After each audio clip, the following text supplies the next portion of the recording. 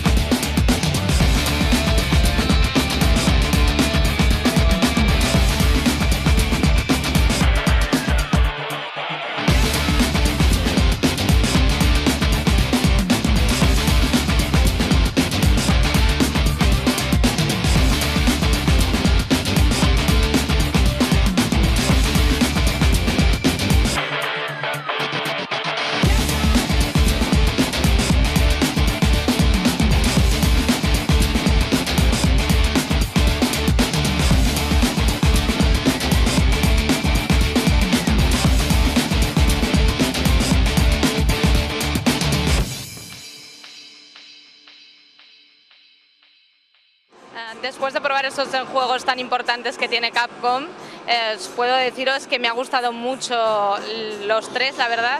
Tanto Devil May Cry, que para mí ha sido una sorpresa porque después de tanto cambio, la polémica del cambio de Dante lo han apañado muy bien y es un juego que luce muy bien y que tiene un montón de ataques y es muy chulo. Tanto Los Planet 3 como Resident Evil 6 han resultado ser dos juegos de acción muy buenos con los que nos vamos a divertir dando tortas y disparando a cascoporro.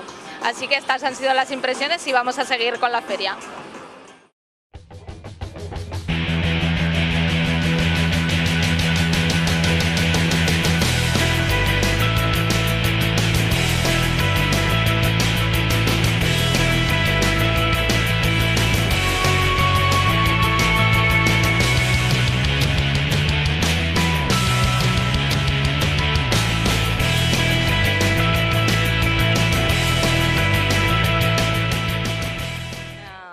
In the first game, we fight through the jungle, and the second game, through a destroyed city.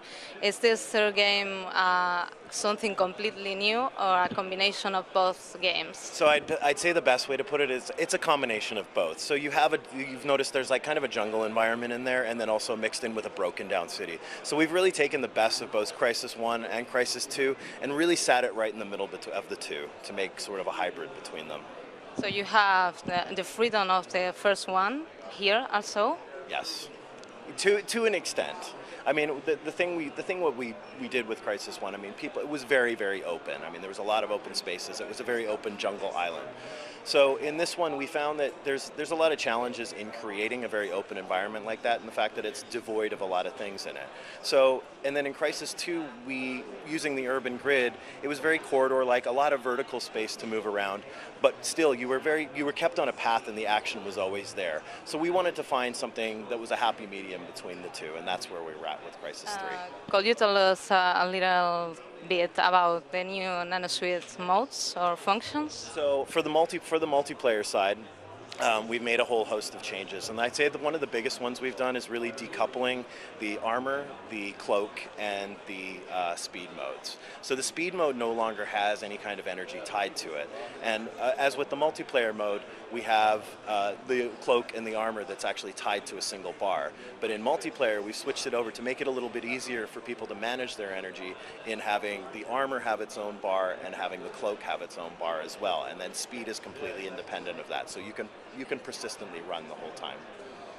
Okay, about the graphics, this game will be, you see it okay in PC and in PlayStation 3 and Xbox, so you will see the difference in the graphics. I mean, you're definitely gonna see the difference in the graphics. We're gonna be doing some things on the consoles that people are gonna be like, wow, how did they do that? And then you're gonna see on the PC where people who want to upgrade their hardware and really take the graphics to a next level, they're gonna be able to achieve that on the PC. So you have to have a high-end PC to see it on his best. That's not necessarily true. For those, so we're not at a stage yet where we've really balanced out what the system requirements are going to be at this point. But I mean, they're going. We don't want to cap everybody off and say, oh, well, you need to have the best hardware that's possibly out there at the current time to play this game. You're going to have adjustments you can make on all of the stuff to bring those graphics down to a level that's maybe comfortable for your PC and maybe not comfortable for others. But for those that want to really push the game graphically to its maximum, you're going to be able to take full advantage of that if you choose to do so. Could you tell us a bit about the multiplayer for the ones who hadn't played it, like this hunter mode?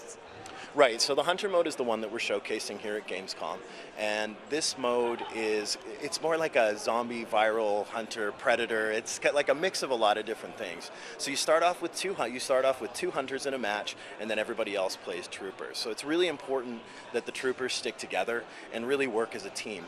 Maybe not as a massive team, but smaller groups seems to work out really well. So communication is a must. So for every time a hunter takes out a trooper, they turn into a hunter on their next respawn. So it slowly grows and grows and grows to the point where you're surrounded by hunters and you're the last trooper left. And the guy who's the last guy left, if it ends up in that case where he doesn't get killed, ends up getting a nice little bonus XP badge for getting to that point. So it's I think the best way and the best word to put behind it is the tension in behind that, especially when you're playing the troopers and you're the last guy and you hear that noise of like, oh, the hunters are coming in, can I make it, and the timer's ticking down. So that's really what we wanted to convey. It's like, you know, predator, tension, hunter. It's really all in this one package. It's a really fun mode. Yeah, I like it a lot. Yeah. Well, just say that I love the game, and I hope I can play it soon. Yes. And so it'll be out in February of 2013 on Xbox PC and of course PS3 as well. We have to wait. Thank you. We'll have to wait, but we'll have more to show. We have a good 7 months to go before the launch, so once we have a lot more to show along the way in terms of single player and multiplayer elements and all of our other cool stuff that I can't talk about right now. We understand. Well, thank you very much for the interview. It was a pleasure, and thank you. Thank you.